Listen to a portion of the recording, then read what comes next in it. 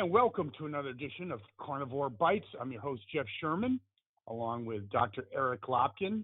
And we had a big anniversary, Dr. Lopkin, last week. Went unannounced, but I'm sure all our fans were waiting for us to announce that that was our 200th show. And our fans at YouTube celebrated that accomplishment by banning us. And only you can explain this to our audience because I can't do that. Not because I don't want to, because I'm incapable of it. It is absolutely amazing. We were talking about the January 6th Commission and how they are claiming now that Donald Trump caused the riots, not by directly calling for people to riot and invade the Capitol, but as part of the overall result of him fighting against the results of the 2020 election. And I made the comment that by this same logic, the 2020 election would actually have been fraudulent, not because there was any actual fraud at the voting booth, but because of the fraudulent Steele dossier, the media hiding the Hunter Biden laptop story, hiding Biden, hiding Biden in the basement all this time. Well, YouTube decided that this violates their policy of claiming the 2020 election was fraudulent, and they pulled our 200th episode down. Now, I will point out that no other podcasting platform has ever pulled an episode except for YouTube. And I want to know, because obviously they're listening to the show, because otherwise they wouldn't know we said this. But I want to know, why are you so afraid of the truth? The fact that the Steele dossier has been proven by multiple media sources, by the FBI, to be fraudulent. That fraudulent document led to a fraudulent impeachment. Why is YouTube so afraid of the facts? Because it goes against the liberal narrative and the woke narrative, and it's a bigger issue that actually is serious. It's squelching free speech. Well, we didn't say anything, I don't think, controversial at all. Any political observer, anyone that is breathing on this planet, even if you're leaning to the left, would have to believe or understand, if they're open-minded at all, that yes, from the beginning, Trump was fake impeaching, fake dossier, all that stuff. Of course it affected. And the media never asked. The toughest question they asked Biden was, do you like vanilla or pistachio? And he had trouble answering that, by the way. Yeah, and I will point out that we are carried by Google Podcasts. Google is YouTube's parent company. They have not, or actually, no, technically, I think they're a sister company because they're all owned by Alphabet now. But Google Podcasts has never removed any of our episodes. So it's just the people at YouTube that are so afraid of the truth. Well, the bar is getting pretty low. I think if we mention that it's actually raining right now in Connecticut, that's a little controversial too, isn't it? Yeah, because who knows if it's really raining or not? I don't know. So yes, very interesting, Dr. This is what happened with our 200th episode. They acknowledged it, and it's their way of giving us kudos for a job well done. It's their little way of saying thank you, isn't it? That's exactly it. Oh, great. So we have the abortion decision from the Supreme Court coming either this week or next week. And I'd like your insights. It's not a slam dunk for the Republicans in the senatorial with this senatorial landscape, although Newt Gingrich today thinks it's going to go the Republican way, and so do I. But some of the races are very close, especially the one in Ohio that was plus Republican, now is about even. What do you think the abortion decision, what impact do you think that's going to have on the senatorial prospects for the Republican Party?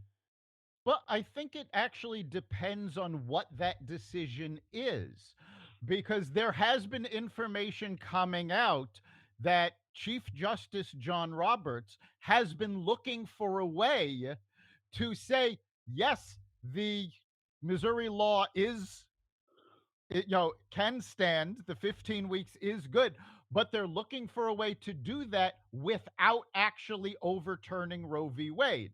Now, there's a lot of doubts if they can figure this out, but if they do that, it's going to be a wash. It's not going to affect the election at all. If they do overturn Roe v. Wade, it's all going to depend on how people talk about it on the campaign trail.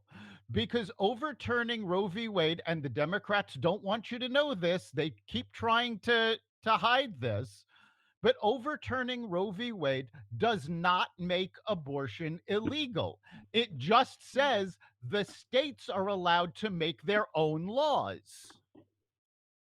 Yeah, but So I really that's a believe, yes, you're right on the there, facts, but we're talking about the liberal media and the woke Democratic mindset at this point. And I think there'll be a tsunami, wall to wall coverage, interviews of everyone, young mothers who had an abortion, and without the abortion, they would have gone, be homeless, and all, yeah. And then Biden's gonna, obviously have a press. Well, he won't have a press conference. He's not capable of that, but certainly, address the issue exactly. I don't know. I think it's, I think it's one of the few things that can stand in the way of the Republicans running the House. I see, mean, in but terms of running the show. Go ahead. here's the thing, though. It's not going to be an issue if Roe v. Wade is overturned in states that already are leaning Republican, even most swing states. Where it's going to bring out voters are New York, California, probably New England, Chicago, the Illinois area. These are areas the Republicans weren't going to win anyway.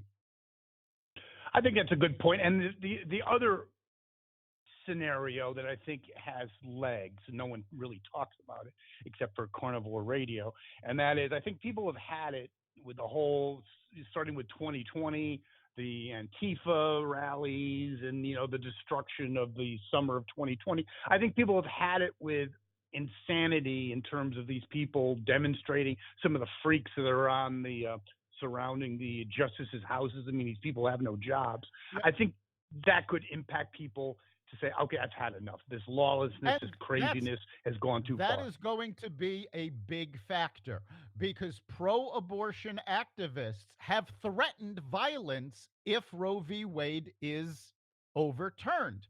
If they go out, they're calling it the summer of rage. Yes. If we have a summer of rage, that's going to turn people against them. That's going to turn people to law and order candidates who will round these folks up and stop the riots. And one group in particular that really pisses me off is the group called Ruth Sent Us. Yes. Because the Ruth in question is Ruth Bader Ginsburg. Ruth Bader Ginsburg would never have condoned violence to in this situation, in any situation, quite frankly. But Ruth Bader Ginsburg wrote how Roe v. Wade was bad case law and it needed to be ratified by the Congress. So these people who are doing this in Ruth Bader Ginsburg's name have no clue what Ruth Bader Ginsburg stood for. Does that come as a surprise to you? No, I mean, these because protesters are all generally, emotionally based. any group that relies on violence, and I'm talking about Ruth Sent Us. I'm talking about some of these other pro-abortion groups. I'm talking about the idiots that ran through the Capitol on January 6th. I'm talking about, for years, the pro-life movement. Any group that relies on violence generally has no idea what the issues actually are, should immediately be ignored. Oh, agreed, 100%. But I think they're useful idiots to because the Democrats have to hang on to something in the midterms. You look at this going a little bit ahead that Biden just announced that he wants a federal gas.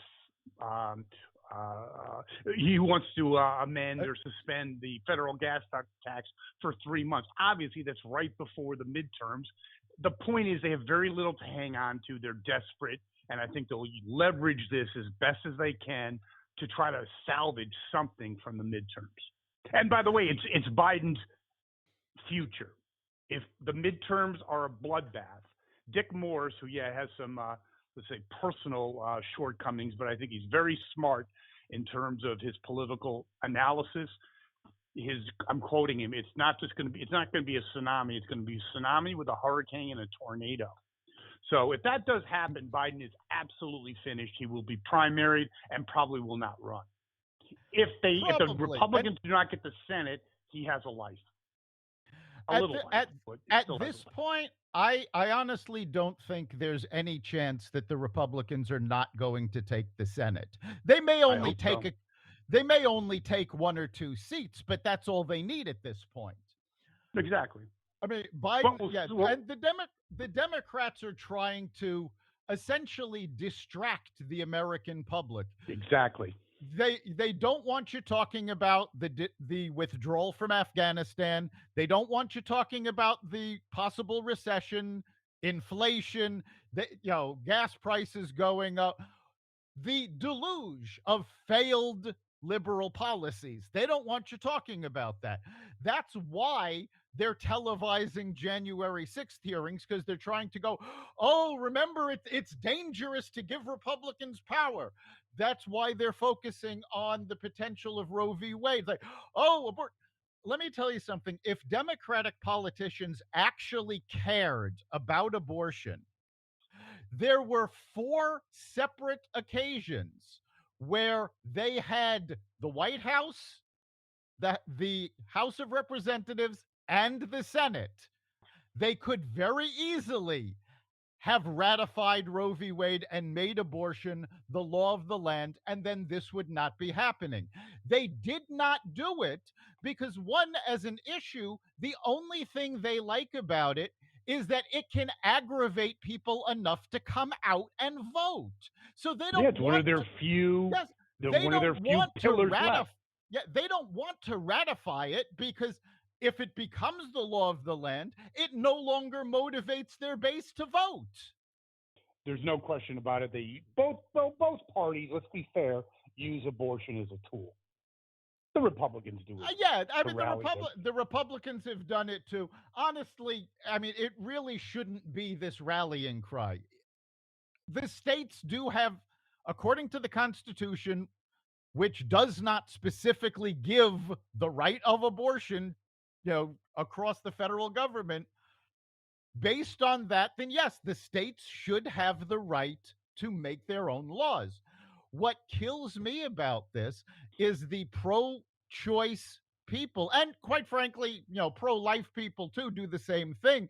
Right now, we're seeing it on the pro-choice side, where essentially what they're saying is what they believe should be the law across the entire country. And it doesn't matter what people in other states think. Whereas if Roe v. Wade is actually overturned, the legislature of each state is going to have to answer to the voters in that state. And if Alabama or Arkansas or Texas says our voters don't want to allow abortions, past 15 weeks or past whatever, it doesn't matter what the voters in California and New York want, because they have to answer to the voters in their states. No question about it. It's an interesting point you have as well, that I was in Philadelphia last weekend, and billboards around the city. And you made it out alive? It is Dr. Lopkin. I lived there for 6 years. Yeah. Holy cow. Oy, oy, oy. We'll just leave it at that. Oh, my God. People in the streets. No, people in this.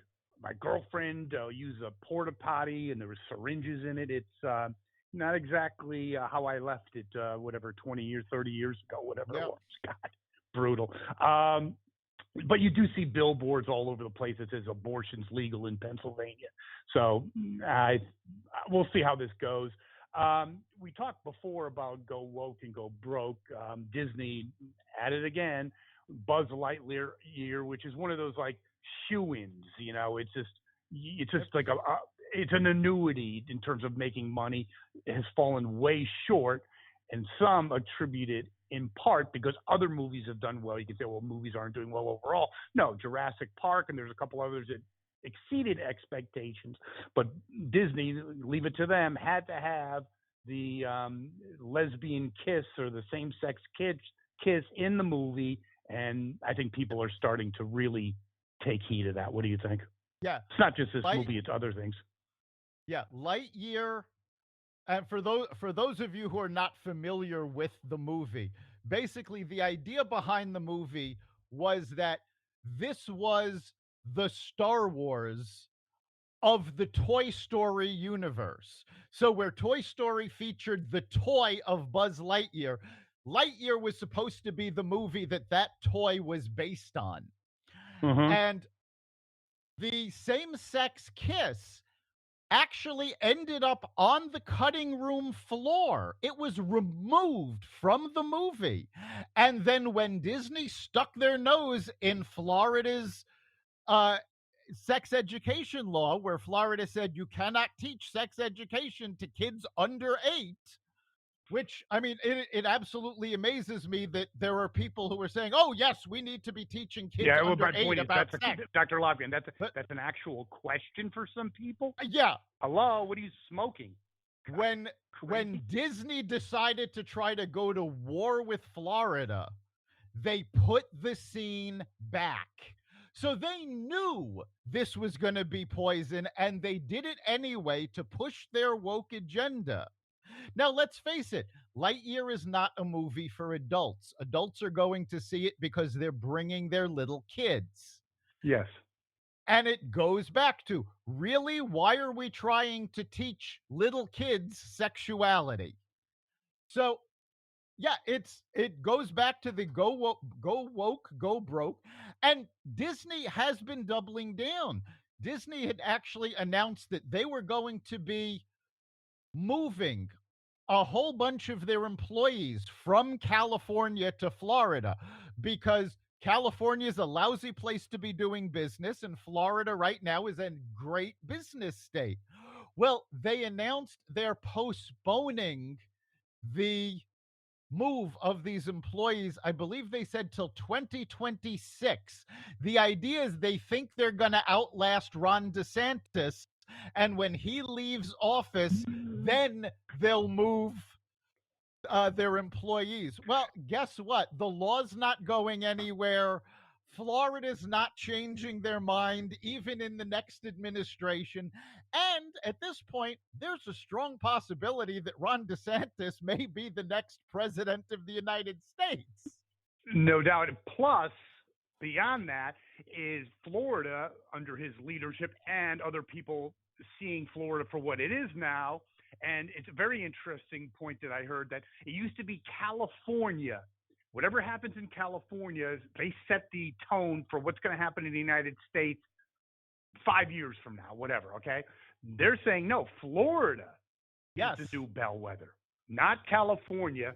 And they also don't understand one thing, and it's really fiduciary misguidance, because whoever their CEOs, whoever their leaders are, have no clue in what their responsibility is for the shareholders. And if you have Disney stock, it sucks, okay? It has, I know every stock now is, hit on bad times, but Disney over the last couple of years has not done well. And speaking of Disney, I got my hair cut, overdue, by the way, and I'm watching ESPN. And I remember I used to watch it with, what's his name? He could go all the way, or what I forgot. Berman. And he used to be funny, irrelevant, and now everything's political. I think they're going to have a special. This was yesterday on Title 19. I'm thinking, how many people are going? Like what? 5 people? It's again abandoning what they should be doing versus the woke agenda because these woke ideologues, probably a lot of young people, don't understand what they actually should be doing. But people like Elon Musk do, and that's why he's shaking up the Twitterverse Yeah, and I mean, and social media. you mentioned Title 19. Title 19 is a very important issue right now. And for those of our listeners who are not familiar with what Title 19 is, Title 19 protects women athletes and makes sure that they have the same opportunities as male athletes. Now, Title 19 has been under attack by the trans community because transgender women who used to be men want to be able to compete as women. Just a few days ago, the International Swimming Association announced that they will not be allowing transgenders to compete in women's sports. They will be creating a separate division. Now, I agree with that solution. I think that's the best thing to do because again, if you if you transition after puberty, you have already gotten the male muscle mass that makes it that much more difficult for women to compete against transgenders. However, that third section is going to be an open section, which means, yes, transgenders can compete in that division, but so can men and so can women. So I guarantee you what's going to happen to that division is that male swimmers who are not doing all that well in the men's division are going to decide, well, wait a minute, I can do better if I compete in the open division. The same way Leah Thompson decided she wanted to compete against women and started breaking records. So you're going to see transgender athletes fighting against male athletes the same way they tried to deny the rights of women's athletes. And what are the chances of ESPN not promoting that? I'd say they're going to be fully I on board with it. I would say I think ESPN will probably ignore that Title 19 is under attack and side with the transgender Oh, community that's what I'm saying. because Yeah, they'll promote it. that's what Disney has been doing and that's why their stock is going down. Their movies aren't doing as well. Attendance at the theme parks are down. By the way, I saw this the other day. Do you know what the most popular theme park in America is now? I do not. It is Dollywood. That would make sense to me. So, yeah, I mean, and I guarantee you that this is in response to Disney's woke agenda. People have said, I'm not supporting Disney, not to mention the fact that Disney raised their prices on their theme parks through the roof. Basically, you need to be a millionaire to go on vacation there. But people are saying enough is enough. But does that surprise you? I mean, I think people might get confused and think it's only right wing nutcases that are boycotting Disney. If I had young kids, 6, 7, 8 years old, it's kind of really sad because Disney was an oasis you could send, even from the 70s, where entertainment started going south. Let's say it was a safe haven. Now you have 8 year old. You have to do your homework. And is there going to be a same sex kiss? Is it going to be promoting transgender? I mean, so they've lost. You know something? They've lost the secret sauce. It wasn't like all these Disney movies. I'm talking kid movies. We're going to win, Oscars or whatever. But that's not the point. It was a safe, family safe entertainment venue, and they shot themselves. Yes, those of us who have kids have had huge libraries of Disney videos, DVDs that It was the safe. kids watch. Yes, that the kids watched over and over again because we didn't have to worry about what was in there. And now that's no longer the case, and that is hurting the company. And of course, it's not just Disney. There's a lot of companies that are facing the backlash of a woke agenda. And not just companies, because now we're seeing that woke agenda at West Point. Oh, okay. China's doing exercises. They've just launched a state-of-the-art aircraft carrier. There's been computer model simulations that have us losing to the Chinese in naval conflict. Okay, and yet General Miley Cyrus and his crew of geniuses are introducing pronouns into West Point.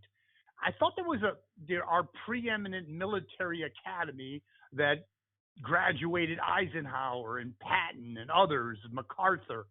I mean, you don't think the Chinese and the Russians are looking at us and saying these people are committing suicide? Well, of course they are. And that's why Putin invaded Ukraine, because we had a study saying our Navy was not ready for combat. We've No. got our military academies more worried about pronouns than combat readiness. We have, of course, had the disastrous withdrawal from Afghanistan. All of this told Putin, oh, America's not going to be able to do anything against us. And he's We right. can take Ukraine. And And it China's is right too. and quite frankly, if you are so sensitive that it bothers you what pronoun is used, and let's be clear about this. If somebody is using a pronoun, it means they are referring to you in third person, which means you're not even in the room at the time. So if you're so concerned what pronoun people are using when you're not even there, you're not tough enough to defend this country. No, and who's the gentleman that you were, the African American guy that he's in the media, an investment guy? He was on Gutfeld last Oh, night. Charles Payne. Yeah, I love the guy. Yep. And he was saying he was in the military. He talked about going Yes. to a boot camp and you get punched in the stomach and blah, blah. He talks to drill sergeants now. You can't defend anyone. I think the Chinese and the Russians aren't going to worry about pronouns and offending American soldiers. No, they're going to be interested in killing them. Yeah, I mean, let's be realistic here. When you go through basic training, there is a scenario where you are running through a course with live ammo being fired over your head. Okay? How are you going to deal with that when you're too sensitive about what pronoun is being used? And also, it's all about having respect for your leaders, the people around you. They always say it's not even about the enemy; it's about the relationship and the bond you have with your fellow soldiers. It's another way to, just like the liberals do all the time, and the woke agenda. It's about separation. Okay, you're not going to have a cohesive military unit. You might have some freako, like the guy who's swimming at UPenn, being your leader, and he's got, okay, guys, we're going to take the hill, but I have to put on my makeup. Yes, sir. I mean, yes. Yeah, it is absolutely ridiculous. And I think, honestly, the best example that we could follow was that of the original Star Trek show. Now, Star Trek has always had a very liberal agenda of equality, and more recently, they've gone completely woke with some of the new series. But in the original, every officer on the Enterprise was referred to as Mr. And that included Lieutenant Uhura. It was in the writer's guide, it explains that it would be Mr. Uhura. Everybody was referred to equally as Mr. Now you've got people putting their preferred pronouns on social media, and I actually came across somebody's profile the other day that where they put the pronouns, they actually put he, she, they, it. Well, there's a more troubling scenario. World War II, the Japanese, hung people from their toes to get the information. So the bar's now so low, Dr. Lopkin, that they can basically break you by calling you he or she. Okay. I'll give you the plans. I can't take this anymore. No, Yeah, so you just hit a our guy. military is not ready for combat. We've seen our internal reports have said that. You know, the Navy actually stated this Loses. publicly that they were not ready because they are focusing on this woke agenda. Meanwhile, we've actually got two soldiers who went over to fight in Ukraine, who have been captured by the Russians, and the Russians have said, well, America's not officially in the war, so we are treating these people as As terrorists, mercenaries. as mercenaries. They are not going to follow the Geneva Convention, and they will not take the death penalty off the table, which, according to the Geneva Convention, is illegal to execute an enemy combatant. What Well, are how we about doing Mr. about Biden? How that? come he hasn't? How come I haven't heard anything from Mr. Biden? I've heard it on certain news outlets, but not. Mr. Biden hasn't said a word. No, Deeply that's concerned, I'm sure. that is what our military should be focused on. Situations like that. Interesting. Well, moving to the political arena again, revisiting that, there's a poll that Trump leads Biden. Brace yourself. Not by 10, not by 20 points, which it should be, 3 points. I think that sucks. Well, By because Cat Carl could lead Biden. Anyone breathing should be leading Biden by at least 10. even the Republicans have had it with Donald Trump. Donald Trump has been endorsing Republican candidates in primaries across the country, and he's choosing them not by who's good for the country, not even by who's good for the Republican Party, but who agrees with him that the 2020 election was stolen. Trump needs to go away. Immediately. He Yes. is causing so much trouble for the Republicans. Do I think it's going to be a drag in November? No. But is it going to be a drag in 2024 if he doesn't go away? Absolutely.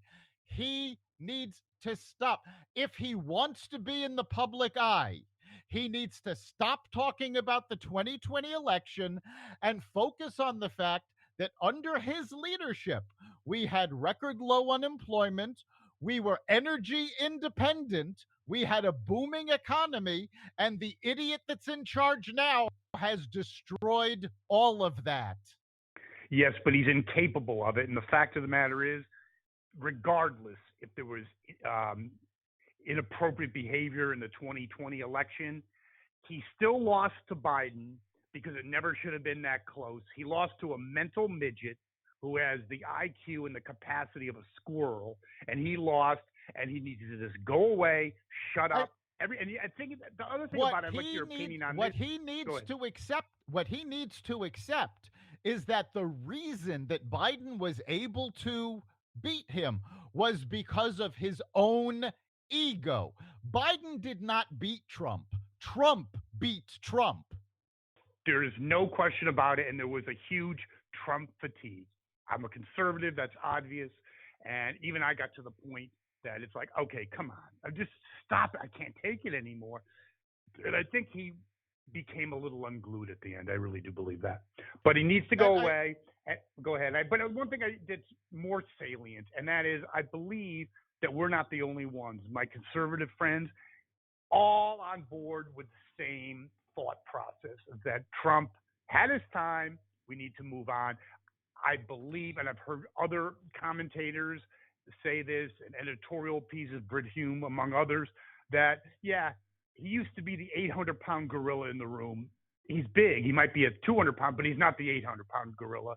And he only has a 60% success rate that people don't really understand in close elections. Like when he piles on and endorses someone that's already predetermined to win, fine, yes, he chalks up that victory. But in close races and with other people's endorsements, Ted Cruz among others, Nikki Haley, he's only at 60%. So I think there's fissions in his power base.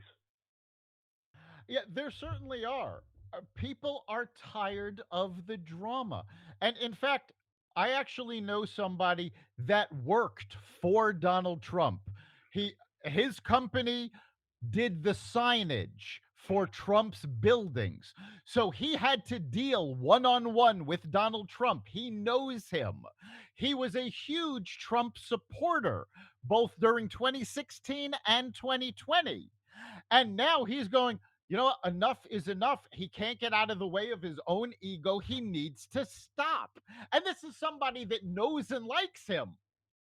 Yeah, there's no doubt. And we've talked before about the January 6th commission. Yes, it's a political show trial, but it is landing some punches, and there's no way to deny that. It is on prime time. It doesn't have the viewership or the participation rate that they thought, but it still does not reflect well on him, especially the recorded conversations and other, not liberals, but conservative people in his administration, basically even barred. The guy's not fit for office. I think it has landed some punches. I think everyone's sick of this 2020 shit. He lost. Were there idiosyncrasies? Were there problems with the election? Yes, but he was in a position to lose, meaning it never should have been that close. And that's my final verdict on the whole thing. Yeah, I mean, as I said earlier, Biden didn't beat Trump. Trump beat Trump. People got tired of his insanity. And while the January 6th may be landing a few blows, I don't think they're landing enough to have any effect on the Republican Party. But they may have enough of effect that the Republican Party turns to Trump and says, no, you know what? You're damaged goods. We are not nominating you for president again in 2024. 100%. And you know something? Not by intention or design, but just the aftermath, they actually might have done the Republicans a favor by giving them an excuse to say your day is over. And which is really interesting as well, because I saw, again, being on a little vacation now and staying up, couldn't get to sleep last night. I was watching Laura Ingraham on Fox, and she had a really good piece about Princess Nancy Pelosi, and about how she's really an abject failure. She's lost the majority, will lose the majority twice, or maybe a third time this time. She's really very ineffective, but still continues to move on. She's a gift that the Republicans can always count on, is my point. Nancy Pelosi is one of those people like Jeff Zucker who just seems to keep failing upwards. Yeah, exactly. It's absolutely amazing. And I mean, Pelosi showed just how weak she is when she kowtowed to the squad and the wackos on the left. Yeah, but you know something with her, it's never about America. It's about her own power and her own. It's about her money and her insider trading. No question about it. And her own power base. She's incompetent in terms of any kind of political ideology, but she does know how to orchestrate things.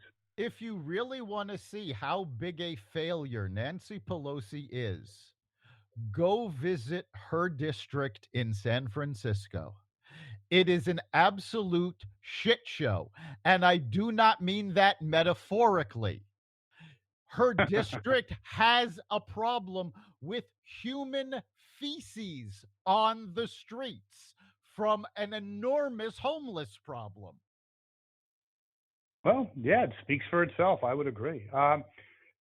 Moving on, not really moving on, again, with a woke ideology, not something that's just partial to the United States, but is an international phenomenon. In fact, the World Health Organization wants to or will rename monkeypox because they assert that it's got a racist backdrop. It shows you where their head is at. Like, who would even equate that? Like, what are you thinking about?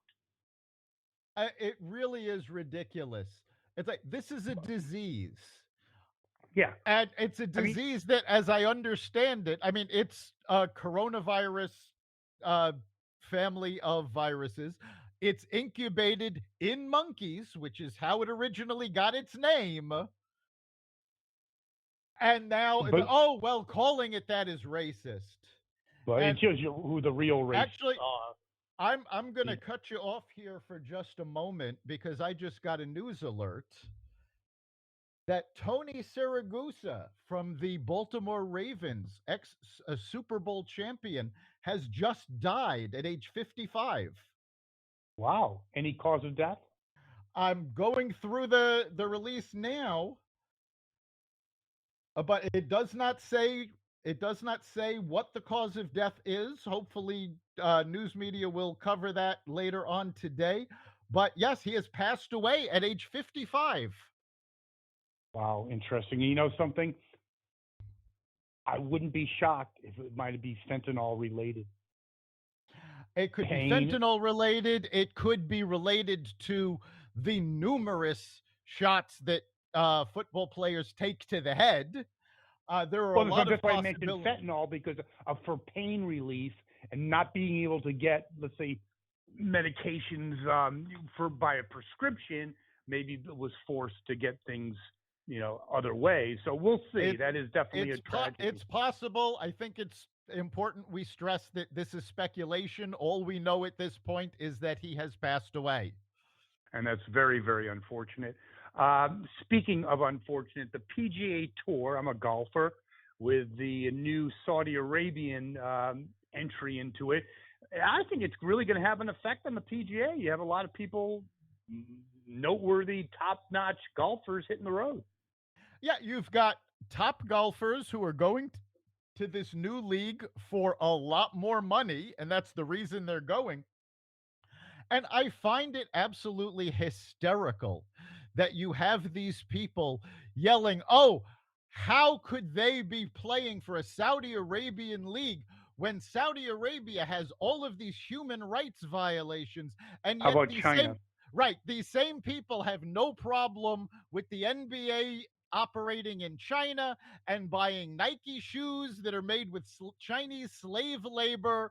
So I mean the hypocrisy just jumps out at you. It certainly does. Yes, the NBA is among the worst. They're woke on steroids in America. Even the things about like what is it, Pride Month, that's not going to fly in China, and they'll counter. They would walk away from that because in the end, it's all about money. Yeah.